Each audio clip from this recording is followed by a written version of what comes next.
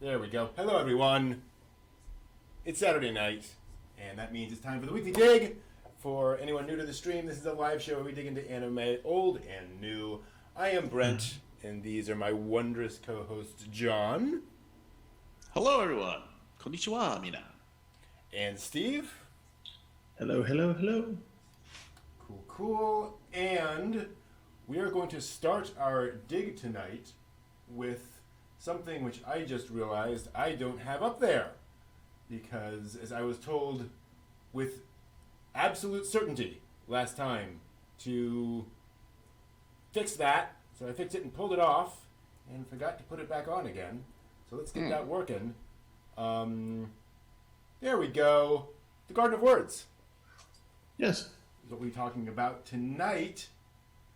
Makoto Shinkai, an early Makoto Shinkai film, OVA, not sure what we call it, probably an OVA. 45 minutes long, and I'm not sure if I can call this a typical Makoto Shinkai work, but I don't know what a typical Makoto Shinkai work is. Right, yeah. Definitely attributes of classic Makoto Shinkai, those amazing backgrounds, Yeah. all that stuff. But this is actually, I think, this is his only non-speculative fiction work. Like all the others have some fantasy or sci-fi aspect to them, and this one definitely does not. So that is interesting. Yeah, I was going to say there isn't even a lick of No. fantasy in this. No, No. not at all. And that's actually kind of where we can start. It's interesting how incredibly grounded and realistic this film is. How many like logos you see, how much detail you see of signage and all that, and like a lot of the locations are real locations in Tokyo. And so, like, watching this, I almost felt like I was being overwhelmed with, like, this is real world imagery. We are in an actual place like New York City. It's not just kind of a genericized, Tokyo metropolis.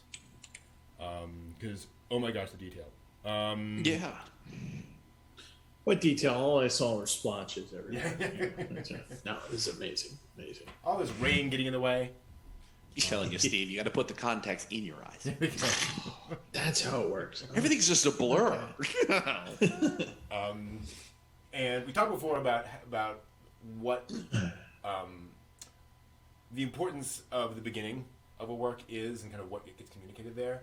And one of the things I loved about this, watching it, is how you start with, teenage boy on a train, monologue, complaining about everything.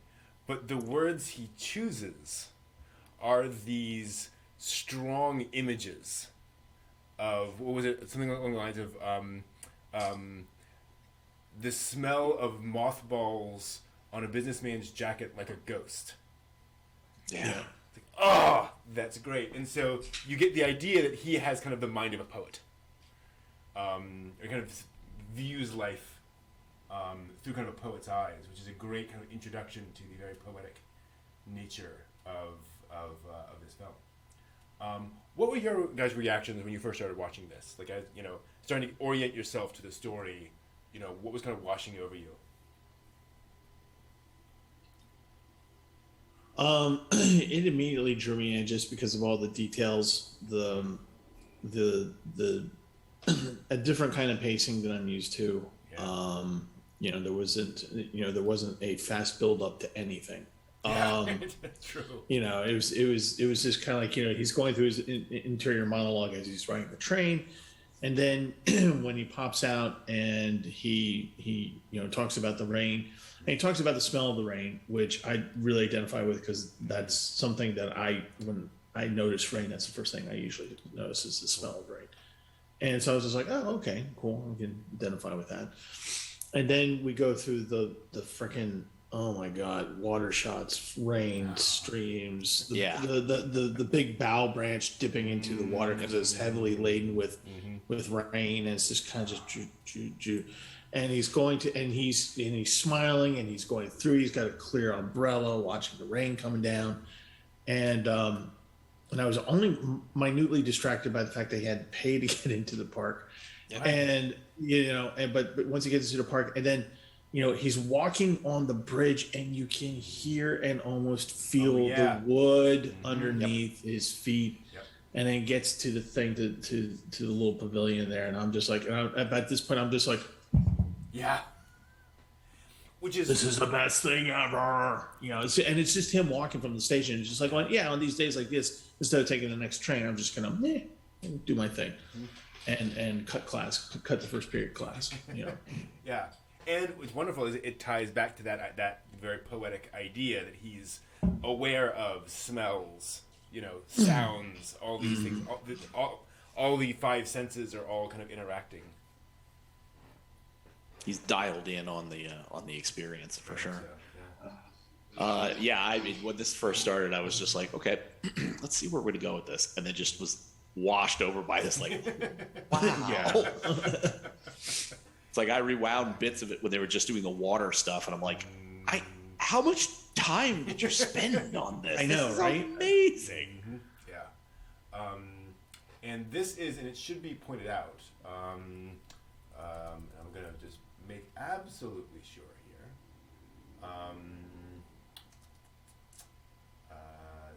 In terms of the structure of this.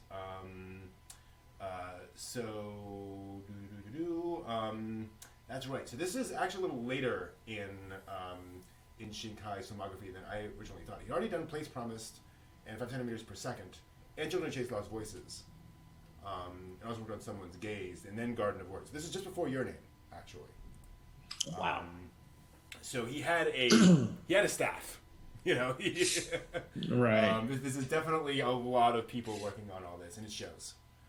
I remember one of the things he said when he was working on, I forget what it was. It may have been Place Promised, where he was like, I don't know if I can find people who are as obsessed with background detail as I am. And thankfully he did. Very clear. And then he shows up, and very much to that point, what's fascinating about this film is its pace. How just sort of languorous it is, that it's just kind of unfolding in the way of a quiet day in the rain, just sort of wandering through a garden. It's pretty cool. Yeah, its pacing was oddly, that was the exact feeling I got from it. It's like, it's oddly like a really actual rainy day where nothing is that big of a hurry. You're not really trying to accomplish very much. You got things that you got to do, but you're just, what I mean? You're dialed into the rain being that sort of peaceful noise. And it's like, wow, you think about it, it's like, this is rolling along at that kind of pace where you'd think most people would be like, okay, come on, let's pop it up here. And like, no. It is not definitely a Dragon Ball Z episode. No. No, this is definitely the ASMR anime. Absolutely. Well, it's also interesting because of, again, kind of what it's communicating early on. You have a high school student who is wandering off at the beginning of the school day to just kind of sit somewhere and sketch. It's like, what? What's going on? And then there's this businesswoman who's just sitting there drinking beer and eating chocolate in the morning. Wow. Not your typical anime characters here. So yeah, that was very interesting to me. And then this quiet moment, and then she gets him to recite this poem, and I listened to the English dub of this, partly because I watched a panel of a guy who said, I watched English, I watched Japanese, both are excellent, like both are, they do a good job. And I really love how the woman who did it made it sound like a poem. You can tell she's referencing something when she's saying it, not in a stilted way, but it kind of cues you into something that in the original Japanese everyone would recognize. Like this is clearly first year middle school kind of Japanese classics kind of poetry. Right. Because we don't know what it is, you need that extra clue in English to appreciate it. And off she goes. And then he comes home. And first off, he has parents, yay. Yeah. And then it turns out he kind of doesn't. I discovered later I was confused by this scene because I thought this was his dad. I had to Okay, yeah. rewind it and go, wait a minute, that's a little too familiar. Wait a minute. Yeah, I thought it was just kind of that it was playing around with modern, families, people being much more familiar than they would have been in the old days. But no, it's his older brother. No, it's his older brother. Which made a lot more sense for the conversation that subsequently Absolutely. happened. Yes, I You're was like, so wow, lost. Dad, you're really relaxed about what's going on here, and I'm not sure I understand why. Like, oh, brother, got now. Oh yeah, it makes much more sense. Yeah. And in retrospect, he does not look 20 years older than him. It's just one of those things.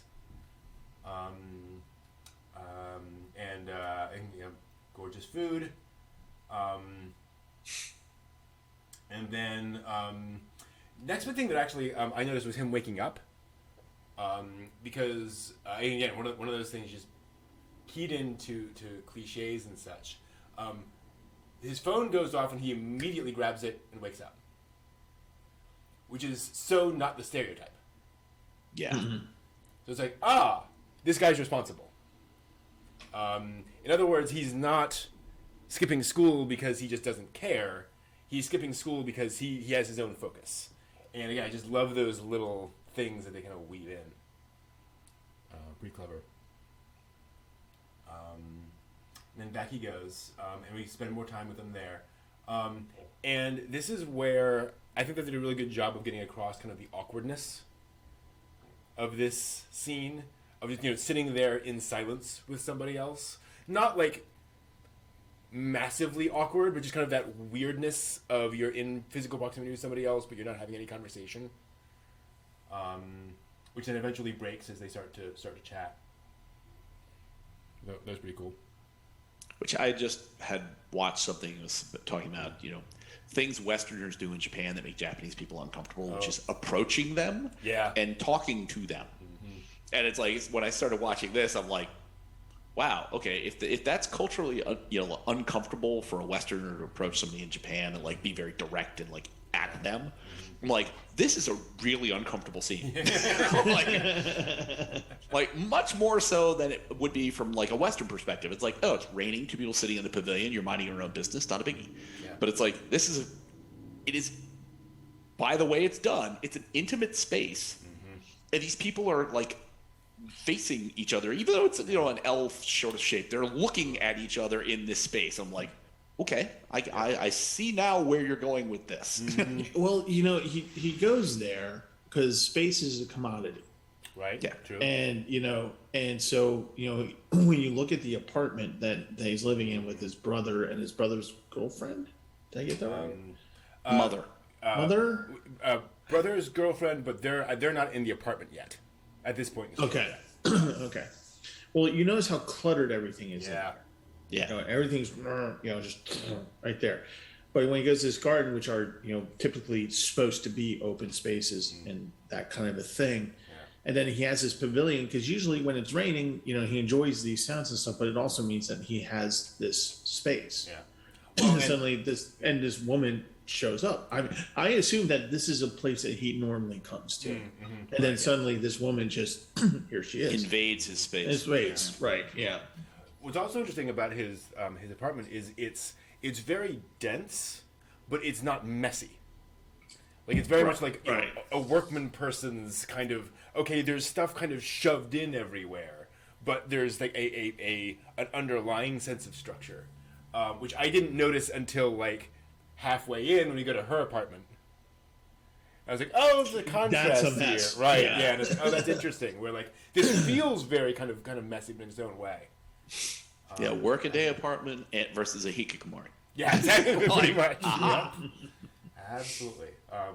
And this is the problem is that if he wants to sketch, he can't sketch out in the rain. Right. He has to go to this one pavilion basically.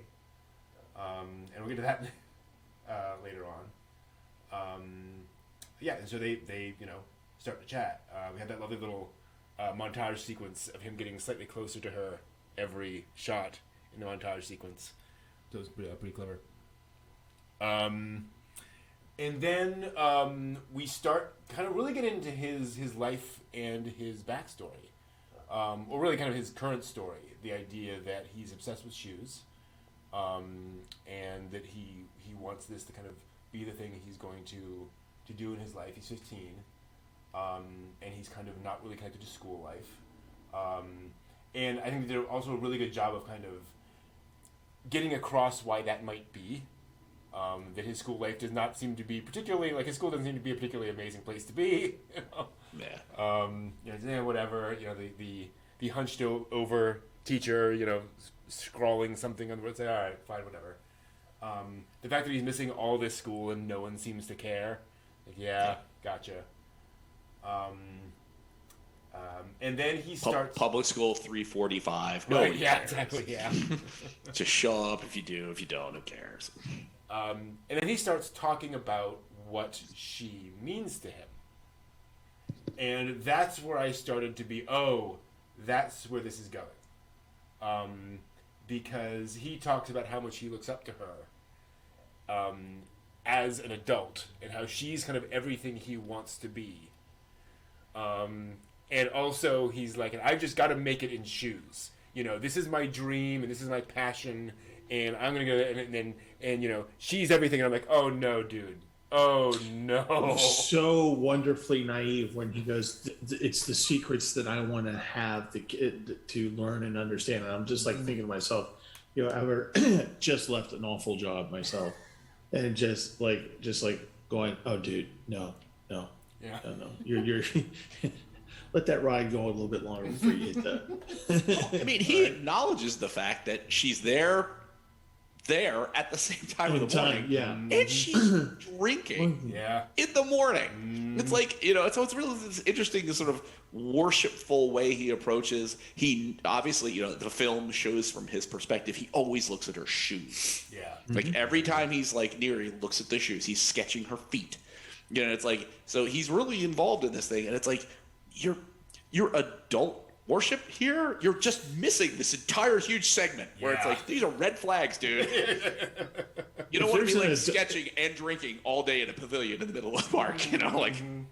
If you're sitting there with a woman, a young lady who is got 2 beer cans and eating chocolate bars, Yep. and that she needs to be so. I mean, he even acknowledged, he's just like, shouldn't you be at your job or something? Yeah. And she's like, I decided to skip it today. But you see, but for him that makes sense because that's what he's doing. Right. Exactly. He's in a place where he doesn't really care to be, Right. and he doesn't feel the consequences of not being there. So he's just like, oh, okay, she's kind of doing the same thing. So You're a there's kindred spirit. There's a Exactly. kindred spirit, not Yep. not understanding that he's dealing with a borderline alcoholic. Yeah. Who's probably well on our way to becoming a type 2 diabetic. And Well, it's just, but it's wonderful. I mean, but here's the other part of it. I mean, I'm joking around about it and it is kind of funny in a way, but this is the storytelling. This is the part where, you go, we as the viewer are recognizing these things and we're just going, no, dude, wake up. Yeah. And then but then we're just like going, well, we know about the guy. What's her story? Yep. What's her story? And we don't get that until what, 3/4 of the way through? No, this is where it happens. Like this is where it shifts over to her perspective. Yeah. We don't get like all the story, but this is where we start seeing, her and trying to get on the train, and the train pulls out of the station. And Boy, have I had days like that. Oh, no kidding. And I just want to actually point out one of the things I like about it is that in a lot of other anime, it would be, she's there in line, and then we smash cut to the train going, and then we see her on the platform. No, we see her in line, everyone moves forward, and she stands there. And she's kind of... and then she starts to move forward, and then we see the train. So this isn't just like, I decided not to. She's struggling. Yeah. Yeah. I love that. And then she comes back, she eats his food. Yeah, and this is where you see her apartment where it's like, not what I expected. And Yeah, and she has that conversation with the former boyfriend, yeah, who is being supportive, but she's talking there, and she's just like, yeah, and it's just weird how she's like almost glibly describing, yeah, I'm actually beginning to taste things other than alcohol and chocolate. yeah. And, What? and I'm not as numb as I used to be. And that's when you just realize, okay, we knew there was a problem before, and now we're looking at her just going, oh my god, wow, look at that. That's the apartment of someone who is just like, my life is in free fall right now. Somebody who would be a hot mess at the moment. Yeah, and free fall, hot mess, whatever you want to call it. But we now know there is something wrong. Yeah. Very, very wrong. Yeah. And again, I just love kind of the subtlety of you not only see all this stuff, you also see like a lot of like perfumes and hand creams and stuff around, scent, trying to get some scent going. So it's like, oh gosh, like she's clearly got, some serious issues going on here. Le Petit Prince, that's cool. I just noticed that. But yeah, no, absolutely. And it's this, you see this melancholy in her. You see that what we've been seeing in the garden is her interest in Takao. Is her just kind of, and it's not that she's, suicidally depressed or anything, but No. Clearly, like when she's home, she's in a different mood than she is, sitting on that bench. She's socially incapacitated. Mm-hmm. Yeah, absolutely. And then she gives him the book, and then it kind of takes a turn when he talks about wanting to make shoes. And she takes off her shoes, and he proceeds to measure her feet. Yeah. And so, yeah, go ahead. Yeah, please. No, what I was going to say was this is where there's a thing I appreciated here. We didn't go all Quentin Tarantino. Exactly. Yep. Right. Right. We didn't go there. That's not where we went. Mm-hmm. It is definitely intimate on her part. Oh yeah. Definitely intimate, wanting to have somebody who appears to give a crap, Yeah. and allowing him to touch her, and for him it's about the shoe, about her foot, and it's not the whole thing. Foot, it's nothing like that because he's measuring, he's pulling out instruments and he's doing these things, and she's just enjoying a moment of attention and touch. And a certain level of intimacy that doesn't require anything else. Exactly. Yep. And it was nice. It felt nice. Yeah. No. They acknowledge the intimacy. The intimacy is very much there in the scene, but they don't make it creepy. Right. It's like, thank you, or even fan servicey, really. Right. Which would become important later on. That's exactly what I was going to say. There's also a great moment here. I forget where it is, which again kind of gets back to his sort of perspective when she comes in and she's just kind of depressed, whatever, and he goes, "Yeah, I'm surprised you didn't get fired yet." And she says something to him, and he goes, "Oh, just go and sit down over there." I'm like, "Oh, dude, you have so put her in a box. These are the things you do. This is your role in this relationship. Go over there." Like, no.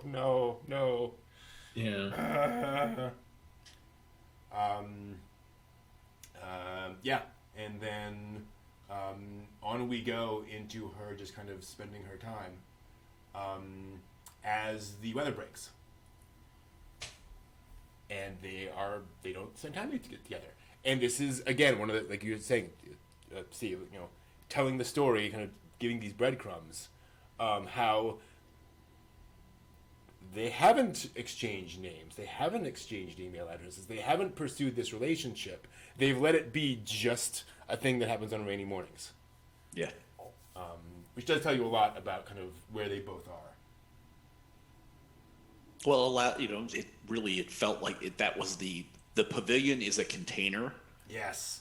Where their lives can intersect, and then outside of that container, they are doing what they're supposed to be doing. He's a school student, even though he's not attending school, but on the rainy morning basis. But she's as far as he knows, an office lady who is not attending work on these rainy mornings. But they each have their roles that only touch in this pavilion, literally with touching feet.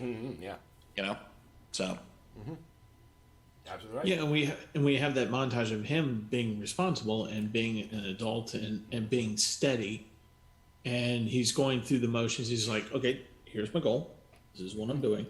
Here's what I'm going. Here, I got to do this to make that to get to the other thing. Yep. I got to go through this. It's not raining today. I really would have liked to see it, but you know what? I got to do the thing to get the thing to get the thing. Yeah. Priorities. Priorities, right? So he's there. He's stable, and you come to realize that that's, for him, this is a nice thing that happens. Yes. It's part of the nice routine for him in his life. For her, she's recognizing the stability because he's telling her these things a little bit, and she recognizes stability. And because her life is such a freaking mess, this is a touchstone for her. This is for her to get grounded and to come back a little bit. And have somebody there who will actually, when he told her to sit there, it wasn't so much of a, I didn't get the feeling of oh, dude, what are you doing? It's more along the lines of she was probably going, yeah, I felt like she was not thankful for it, but, just kind of going, this is structure. I need this. Direction. Direction. She's been given some kind of direction. Yeah. And so, when the days go by, she's getting worse. He's moving towards his goal. Yeah. And it's a great contrast to what we'd seen earlier, where that passion has now become kind of tempered into, okay, I have a goal I'm pursuing. There are various things I have to do to get there. I'm not thankfully he doesn't fall into I refuse to take a part-time job because that gets in the way of the shoes. Yeah. And so he's like, nope, whatever it takes, I'll get there and I'll move. Cool, awesome. While she's sitting there drinking beer in the morning. Yeah. Well, I also like too that he doesn't. Her experience with presumably what was her career goal has led down this sort of darker path. He, in taking part-time job, he's like, well, there's the expense of high-quality leather, and how much do I lose by making mistakes? And he's sitting there working with the last, and he's got he's nailing the leather on. It's like he's encountering towards his goal little setbacks, little issues that occur, and it doesn't deter him from his goal. Yep. She presumably, if she was going to be what she is, that was her goal. Yep. Those setbacks have led her to this dark place. Yeah. And she can't do what her goal had initially been. And it's like. Yeah. So that's a divergence of the two of them. It's like, oh, okay. Yeah. And then we get the thing, and it's almost literally halfway through, where we have the classic anime, walking down the hall thing, and again, it's one of those things where it's it's a cliche for a reason, but it felt like such a relief to me in a weird way because it's I know this is gonna happen. Right, I know they're going to cross paths at some point, and there's also probably an aspect of we live in the age of the internet. Everyone knows the summary of the plot already, anyway. I didn't, but yeah, it's one of those things where it's once you see them in the school, once you see her coming down the hallway, you're like, this is the twist, right? We're at that point. So here was me. Oh, okay, last night. So I read nothing about it. I actually had a couple of buddies at work who also former work where we talked about the anime from time to time, and I said I was going to be watching this for this, and they're just both of them just went, okay, we're going to shut up now. Do you know anything about this? And I said, no, I haven't really read the wiki or anything. They're like, really? You haven't read anything? I'm like, no, I haven't read anything. And I said, I know it's a Shinkai, and they're just like, tell us what you think afterwards. You know? Nice. And I was like, okay. And so I'm watching this, and it is a cliche. You know, as they're walking down the hall, I'm like going, okay, something's gonna happen. Can't say it because it's 10 o'clock. But I was Really? like, Cool. I was like,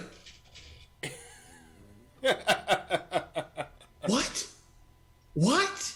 I was just like, just like literally just like had to be quiet. It was like 1:30 a.m. So, who knows what's going on in the apartment building. But I was just like, what, wait, she was there all along?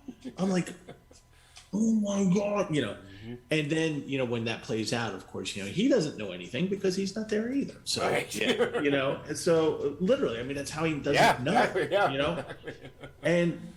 And I was just like, oh my God, she's okay. Clearly she's ahead. So he's, 15. So he's at this level. Right. And she's teaching at this year. Yeah. So there's no reason why he would interact with her until this point. Yep. And because he's not there first period, so he's missing out on all the gossip and literal gossip.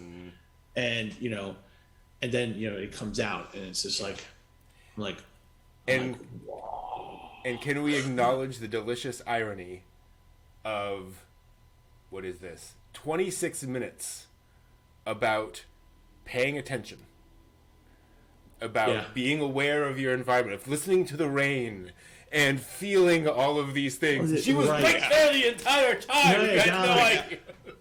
Yep. Jeez. Well, all fairness, she wasn't there a lot of the time. It's true. Yes, So- absolutely. Yeah.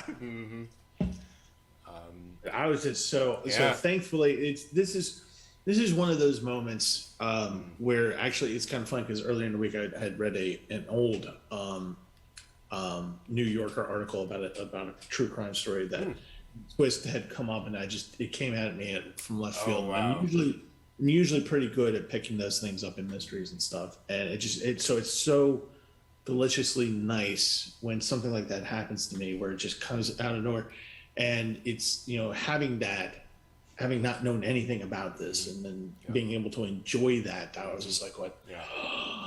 That was so much fun. People do not appreciate what it is like sitting on your parents' couch, at 8 years old, watching this really cool movie that you really enjoyed, watching the sequel to this really cool movie you've really enjoyed, and having the bad guy go, "No, I am your father."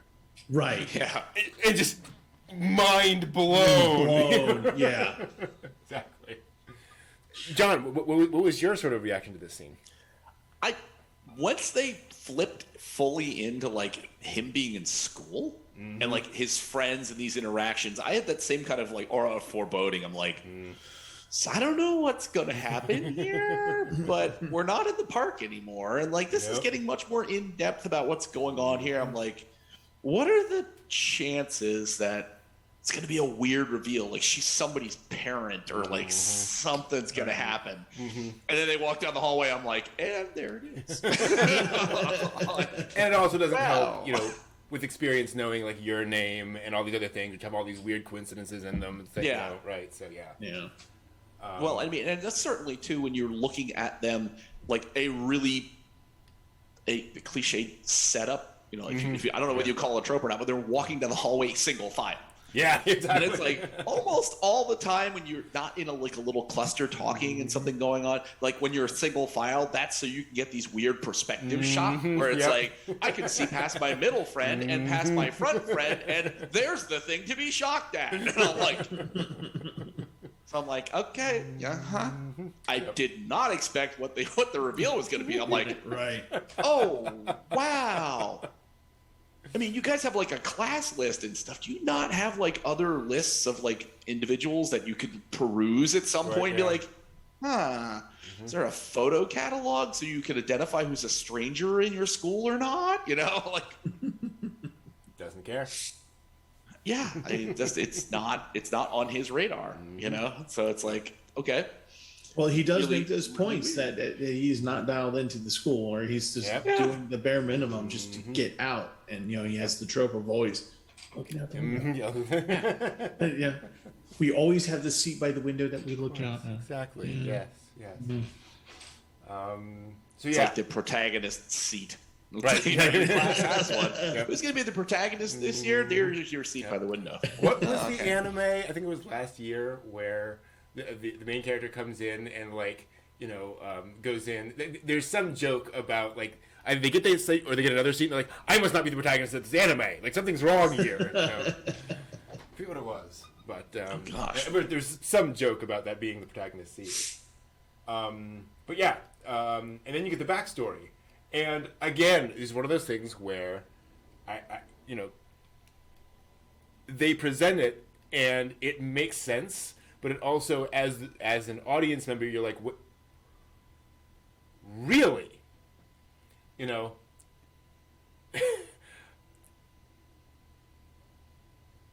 couple of Heathers spread rumors, and that made you not go to school anymore. As an adult. Yeah. Wow. Versus like having, calling him to the principal's office, chewing him out, being like, what is your problem? What's going on here? Respect your adult people in the school here, which is like, oh. And it's one of those things where, and again, it's like, I can totally imagine being a person in that situation and having her reaction. And not being able to deal with it, and not being able to do that. Like it's not. I'm not saying it is an unrealistic reaction by her, but you also realize it's not an exceedingly adult way of reacting to it. No. Yeah. That would be the plot line of how many different anime? Right. Girls were mean to me in my gym class, and they put tacks in my school slippers. Now I can't go to school. Right. That's usually a classmate, either upper class or lower class, doesn't matter, but somewhere within the student population that it makes the most sense. This is a very unusual person, obviously, before teaching. Yeah. And So that this is just, tweaked in on some pre-existing problems. right. So, Go ahead, please. so the ex-boyfriend that she's talking to, you never see his face, and he's smoking a cigarette, and he's standing outside. And she says to him, she goes, you don't have to do this. It's not like we're together or anything. Yeah. And then when you learn that, basically these, really whatevers are, spreading this rumor, and you realize that, okay, part of the breakup was because of that. Maybe. Possibly, yeah. Maybe that was part of it, and maybe that was part of the downward spiral, and maybe it was true. Maybe it was, these kinds of things going on, because the guy did not look like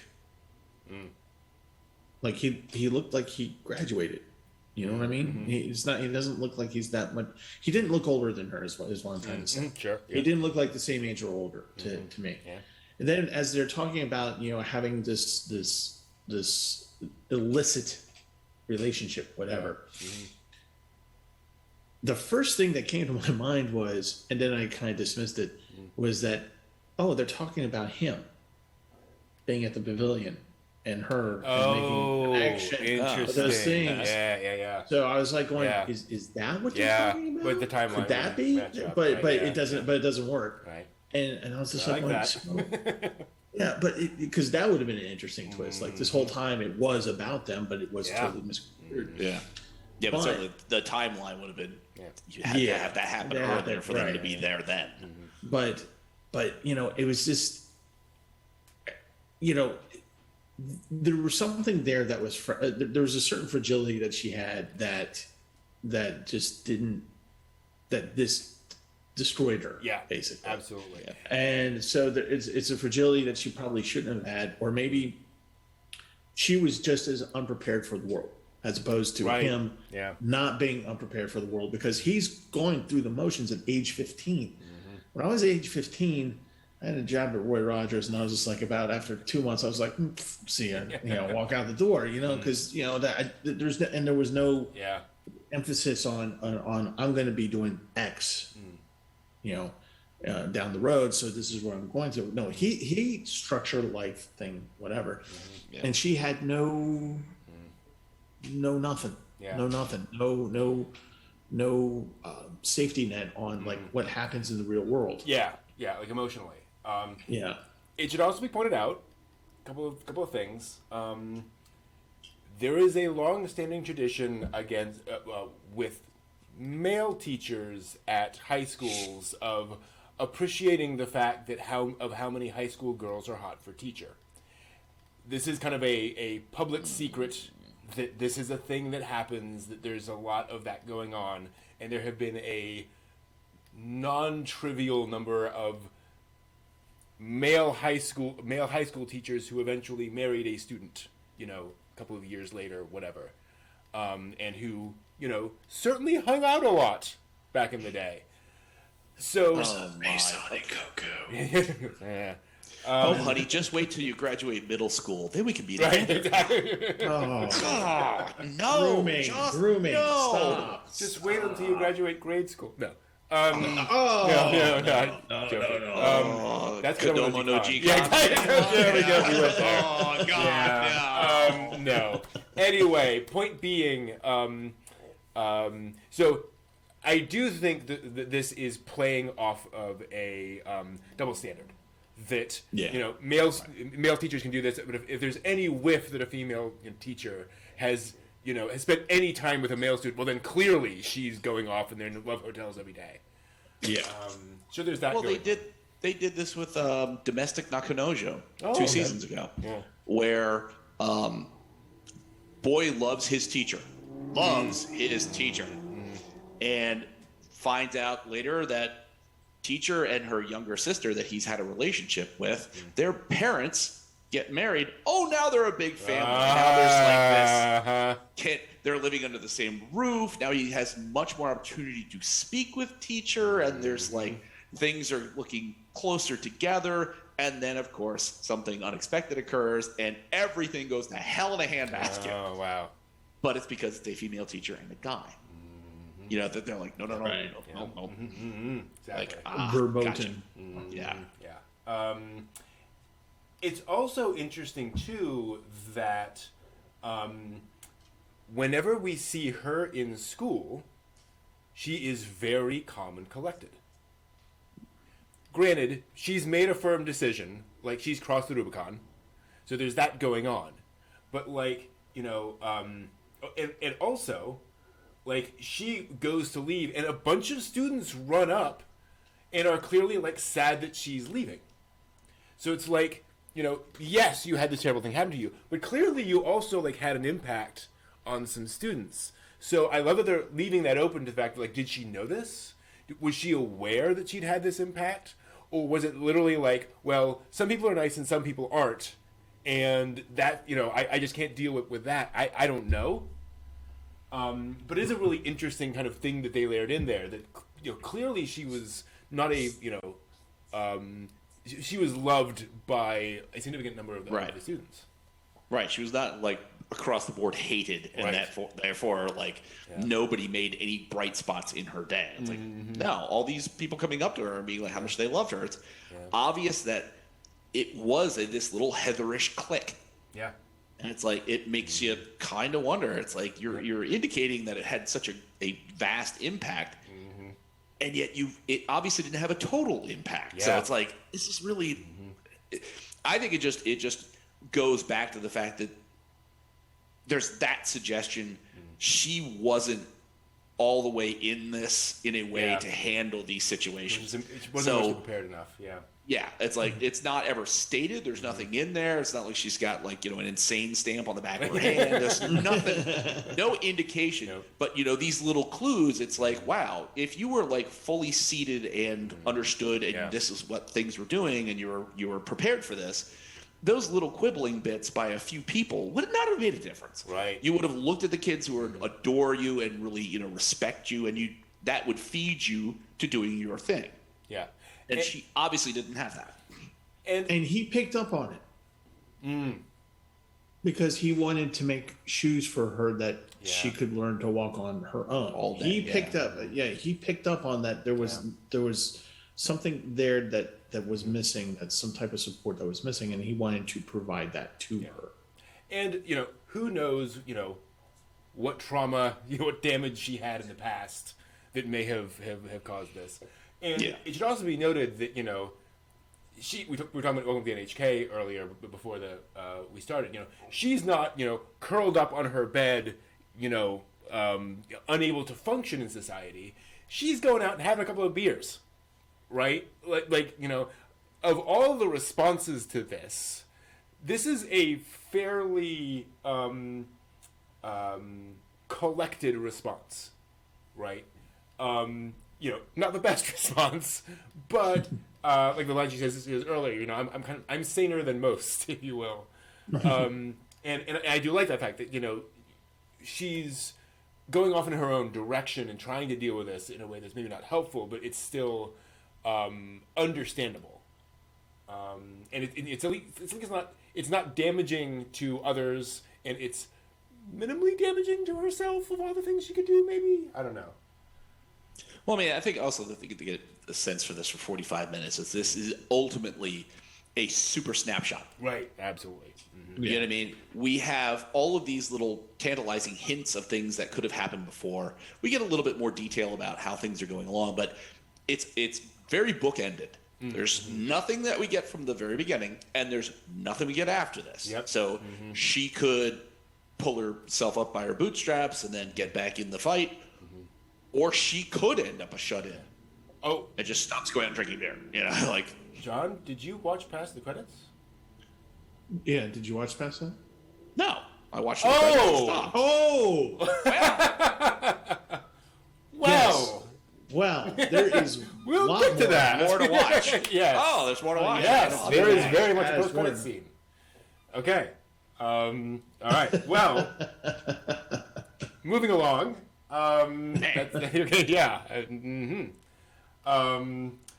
We then get to the fight, and as soon as they cut to these teenagers in the classroom, I was like, I know what the next 4 minutes of this anime are going to be. Oh yeah, Yeah. Exactly what's going to happen here, and I'm all for it. Like I'm ready for this, and full credit to the English dub on this, because these characters, you got like 2 lines maybe for each of these characters. It's a Right. tiny part, and oh my gosh, I wanted to punch all of them in the face. They were just so good at just being the most horrible teenagers in the world, and it's just it's great.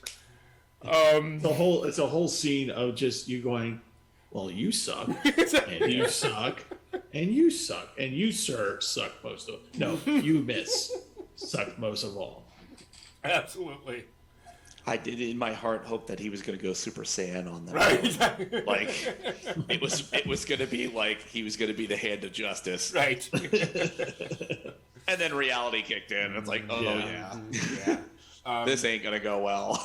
I was a little I wasn't surprised. I wished that he had a game plan that, like, when he went out into the hall and the 2 girls there are like, oh my gosh, we need to find a teacher. He's like, yeah, find a teacher. See how much you like beating somebody else with an audience. Yeah. Right? Like you're so tough. Let's do this in front of the teachers. But no, like that's not Takao here. Fair. So he gets his face smashed in. And then, But they're gentle bullies because he didn't get any broken bones. exactly. He just gets scuffed up significantly. He slipped and fell down the stairs as he points Yeah, out. exactly. Yeah. And so they're finally able to meet again, alone. And they have a nice little tete-a-tete. And of course, starts to rain, as you might expect. Sympathetic weather, shall we say? Yes. As it starts pouring rain, beautiful stuff. And so, of course, they go back to her apartment. Right?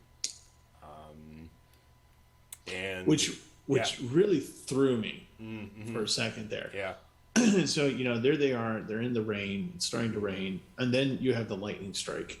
yeah, And then I'm like, that's different. yeah.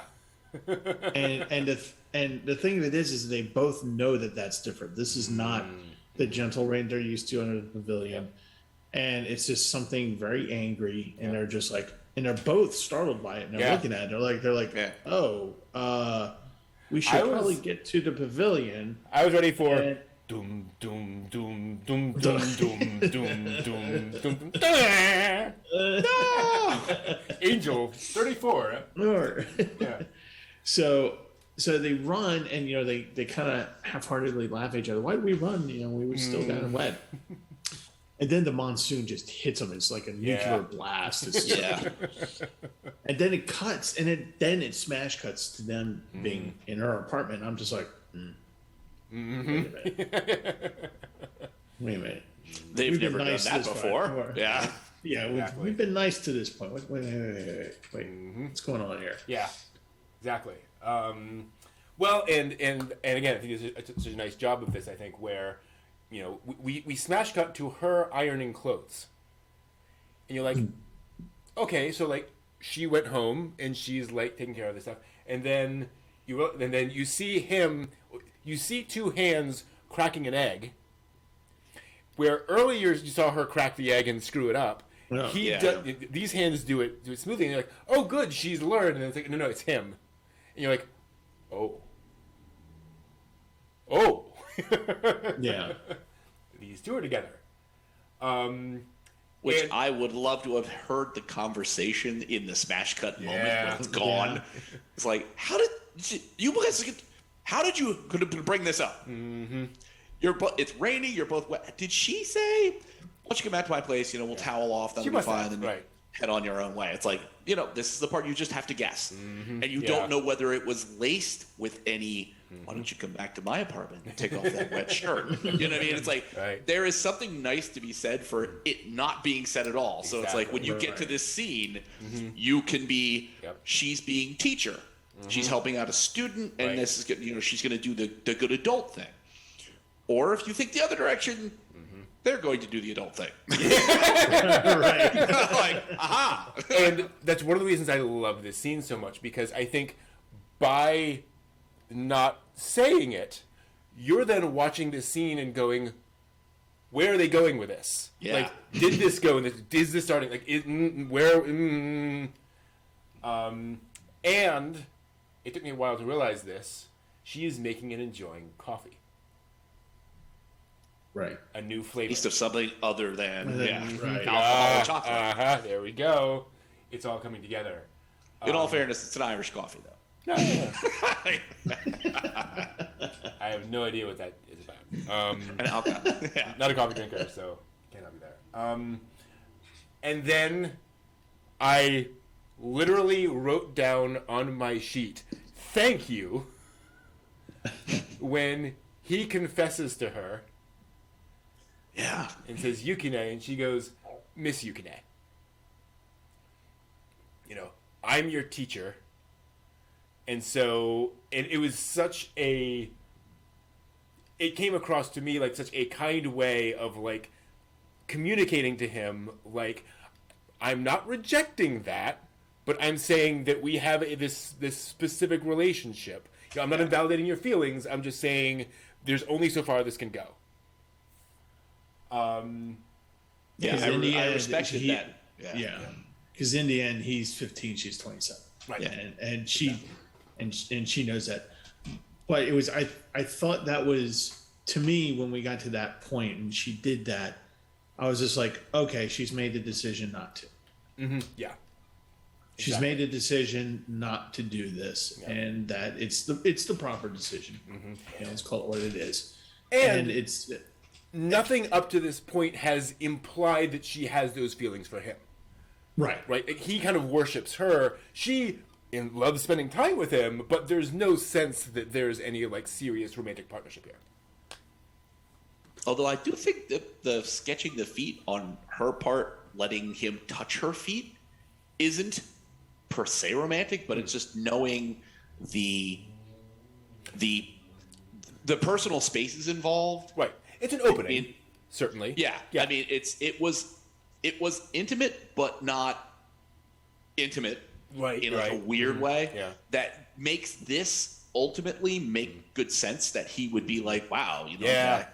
I'm feeling this. And I love the way there's plenty enough anime out there where it's like, no, we're student and teacher. You know what I mean? Like, Right. Right. it was done so smartly to remind him, as you're saying, like, it's not a rejection. Right. It's just be aware of the positions that we occupy. I'm teacher person, you're student person.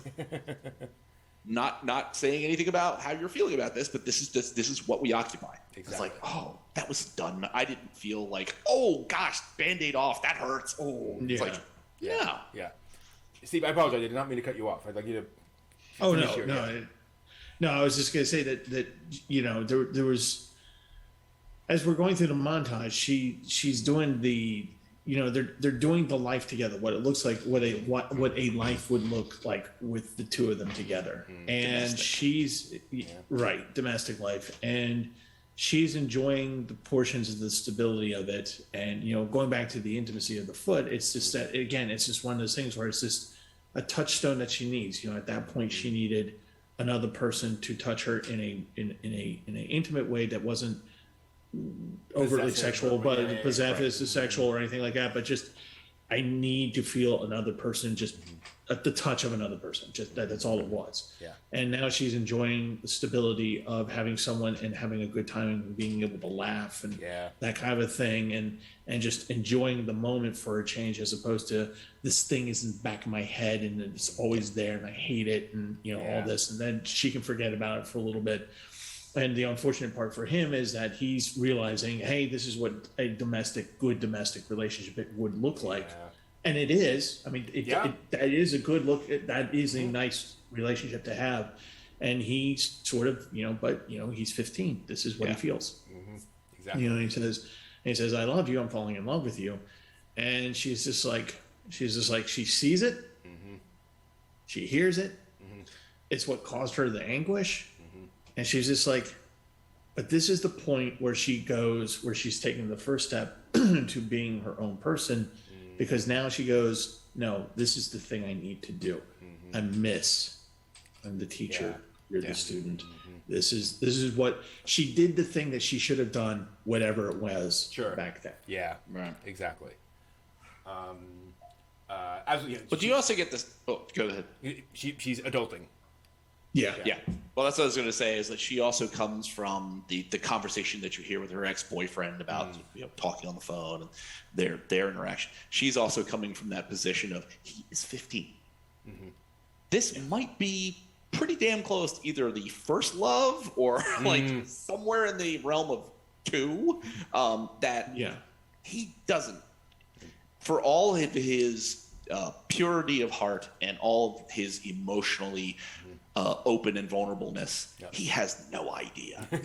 Sure. And he proves it Right. in the stairwell. Yeah. And so because he then he gets cold, and he stands up and gets his clothes and goes, and she reacts in such a wonderfully realistic way, where she sees that and she gets wide-eyed, and he goes off and gets his thing, and he's not screaming, obviously, but she's just like, I don't know how to react to this. This is such a strange direction for him to take, and I know I need to do something, but there's no manual for this. There's no reasonable reaction to this. And I really like that. And then he obviously just walks off. And then she realized. And so to be clear, he reacted like a 15-year-old boy. He spurned my advances, but I'm going to leave now. How dare you, basically. And she is now processing and realizing that when she said, basically, I want you to be here for me, and he responds, I will be here for you, he meant something much deeper than she meant. Yeah. Yeah. And that also there was an aspect of what she did that did shut him out.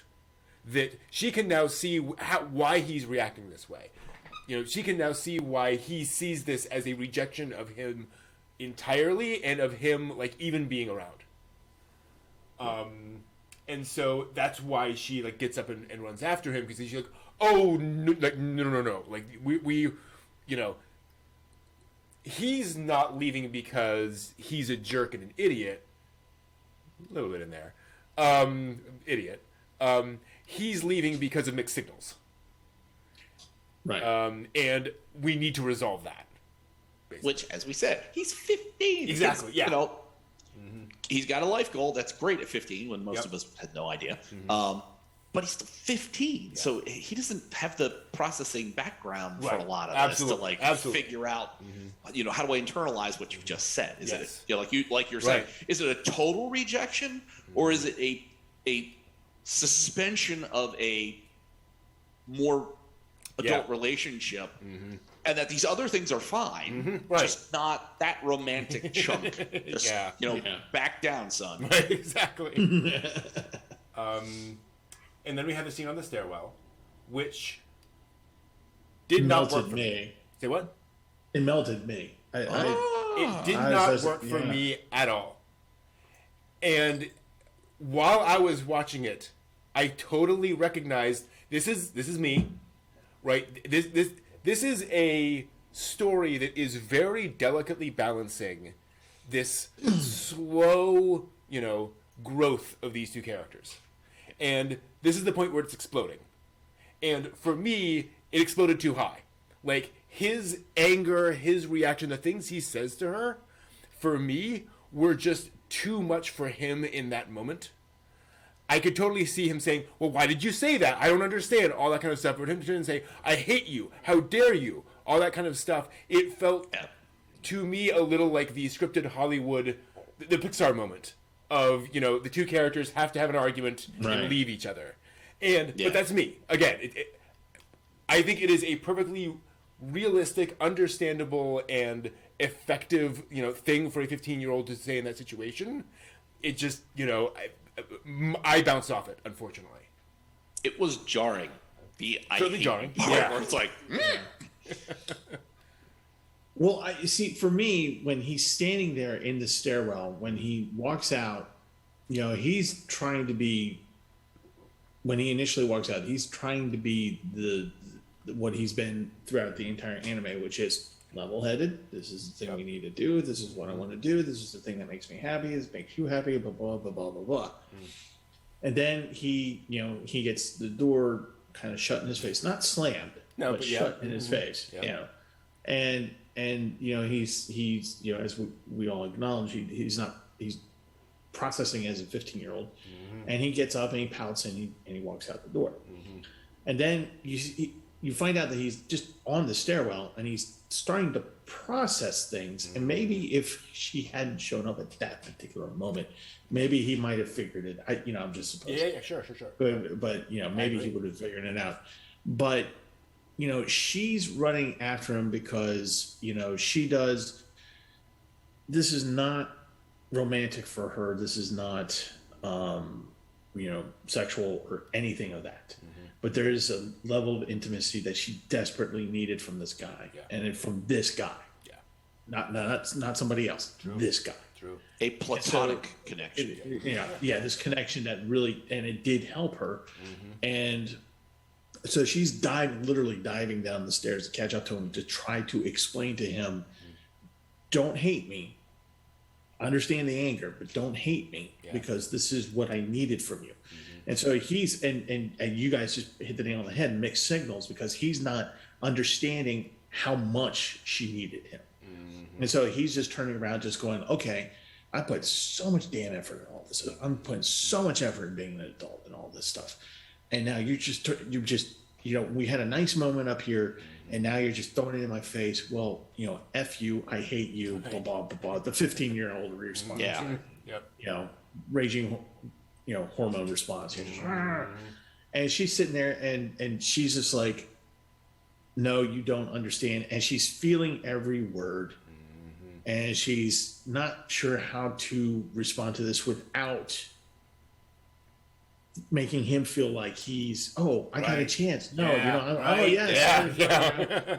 And so she's desperately trying to figure this out, and the only thing she can do is to fall apart, grab him, and hug him.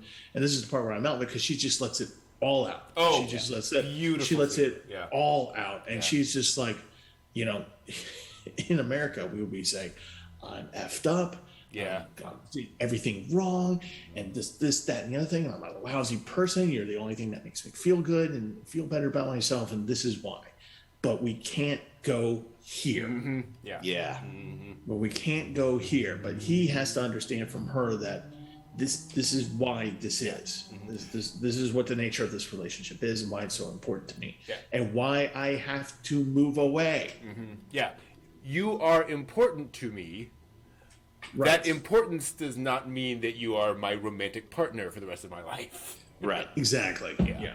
It's not like we're holding hands now we're married. So, as John likes to say. Exactly. Well, no, holding hands. Is that pregnancy? I don't know. That's It's hard right. to The tell. pregnancy. You know, It's yeah, hard yeah, to tell. it's exactly. Yeah. The process of that is mysterious. To Well, me. as we know, pregnancy leads to marriage. Oh, So if you get yeah, pregnant, you have to get married. Okay. So yeah, yeah. Yeah.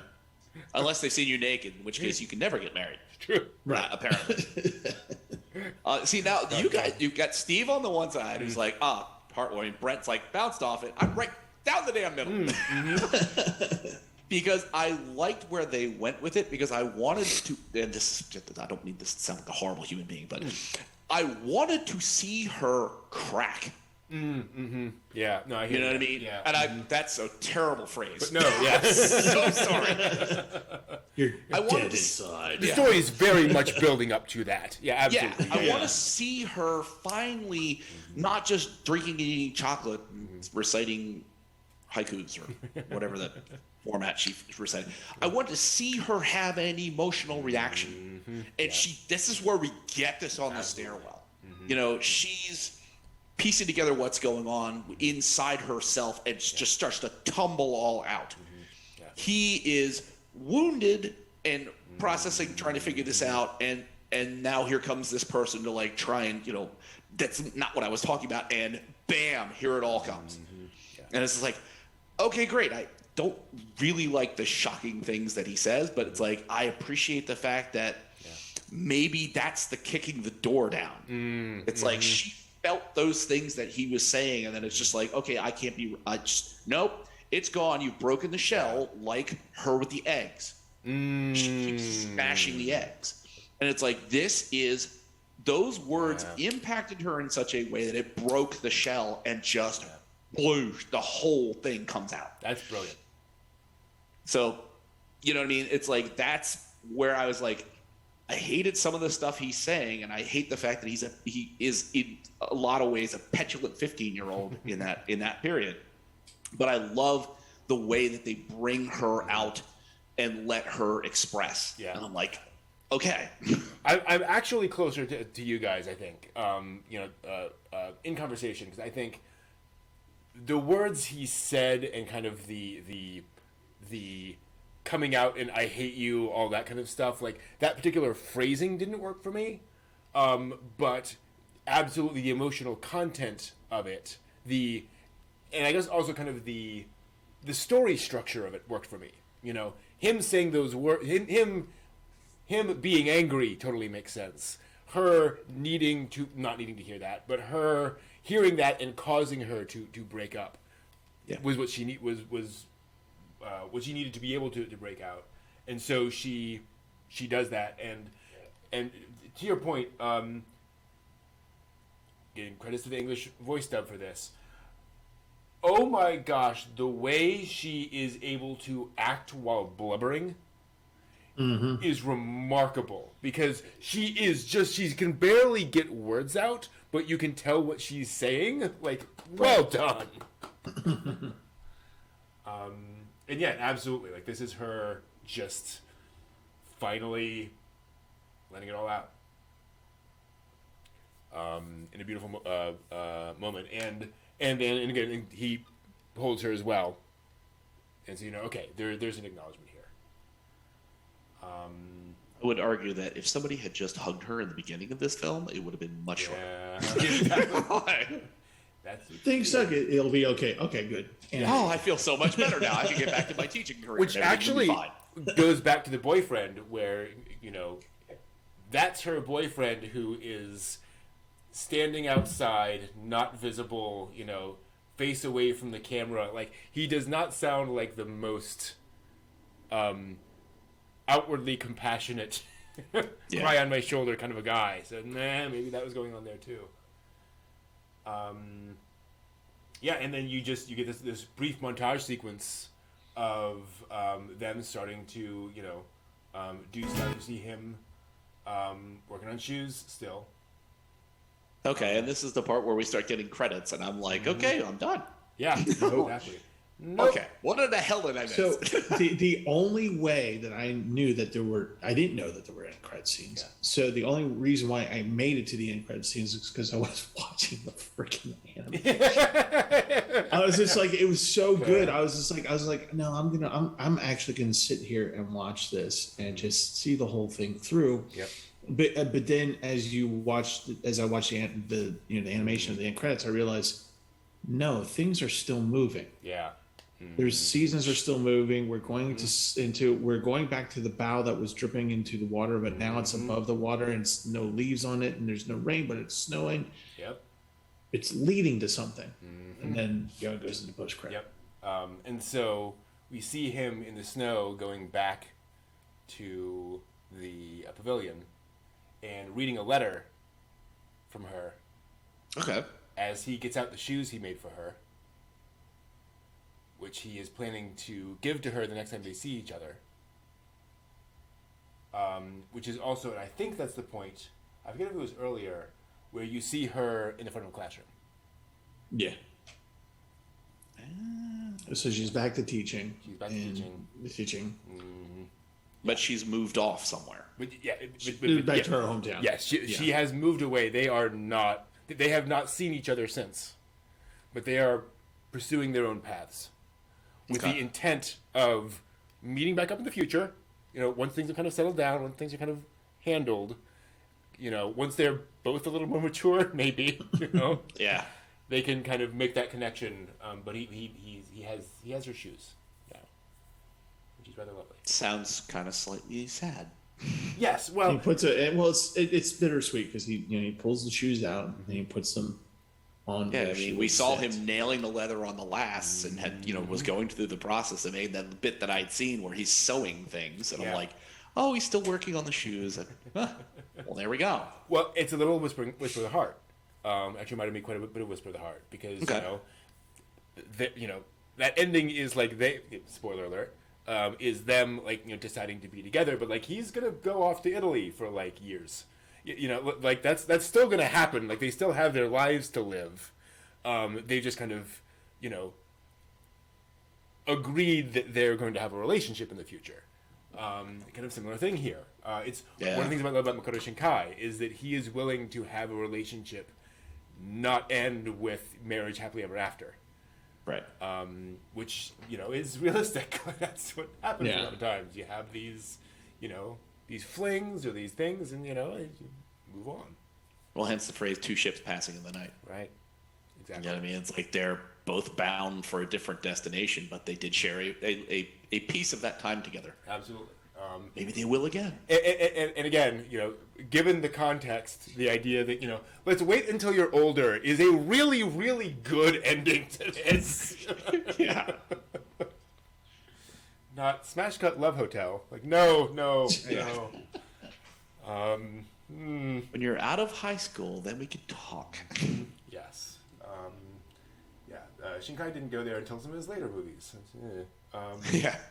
Anyway, but yeah, so that is The Garden of Words, a fairly well animated movie. A Just a lovingly little. and richly animated film. Yeah. Gosh, The It water was bugs. garbage. How What do are you guys animate talking about? water Yeah, bugs like everybody- that on the I water? know. Oh God! Dude, really? yeah, just every single environment in this is stunning. Heck, pouring coffee. My gosh.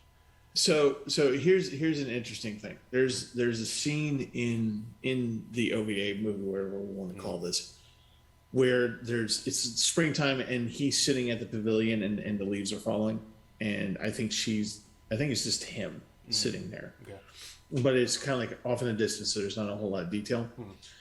So on another channel that I did a narration of a samurai letter. And I did it to GIF images of, like seasons and stuff. Cool. I had unknowingly used that GIF, that scene. Oh, wow. Oh, so when I saw that last night, I was just like, oh, I've used that before. I was like, holy crap, that's where that came from. Okay. Pretty cool. But yes. So Shinkai has said that Garden of Words was his first attempt at making a love story about the traditional Japanese meaning of love. Where he said the original word for love, koi, was written with the characters for lonely sadness. Oh, wow. How endearing. And he said that the modern concept of romance is a modern invention, a Western invention, really. It is not the way traditional Japanese people saw love.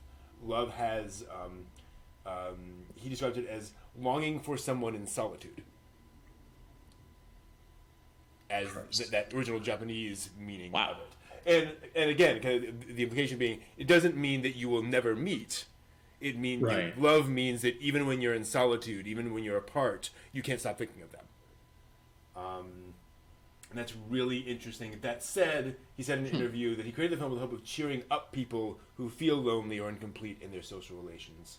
However, he says this movie does not treat loneliness as something that must be fixed. Yeah.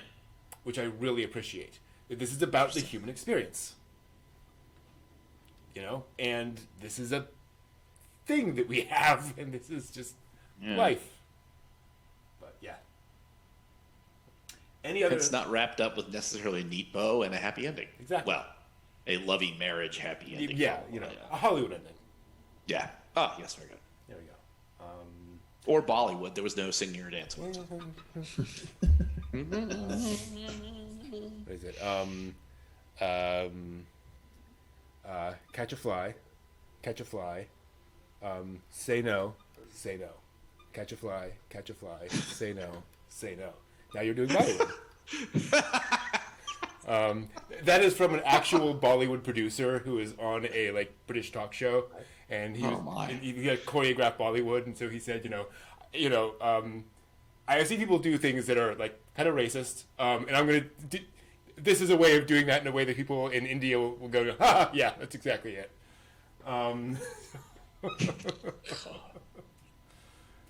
Anyway, any move back off of Bollywood. Any other thoughts on the Garden of Words? Made it to my top 10. Wow. Yeah. Mm-hmm.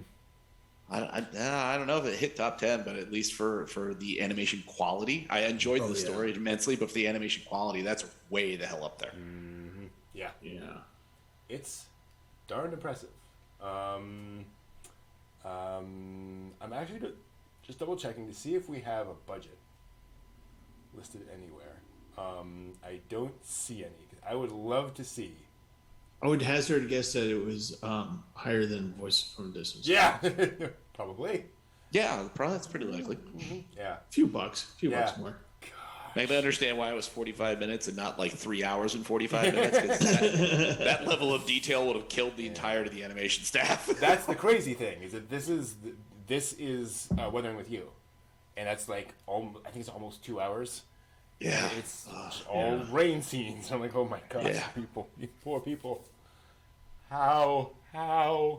Can we ask for sunny weather? No, that's not the point. Dang it! It's about loneliness. Suffer for your art. The way the rain splashing doesn't work. This is the 27th time I've tried this. Make it 28. Oh, yep. God.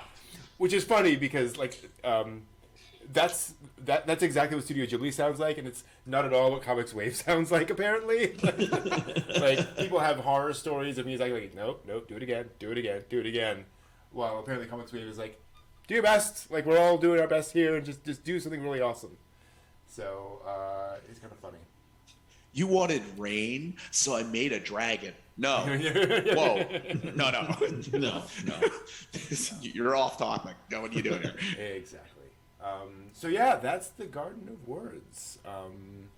Fairly impressive. So that'll do it. We're gonna take a quick break for just a few minutes. We'll be right back to talk about more modern anime and the latest anime news. We will be right back.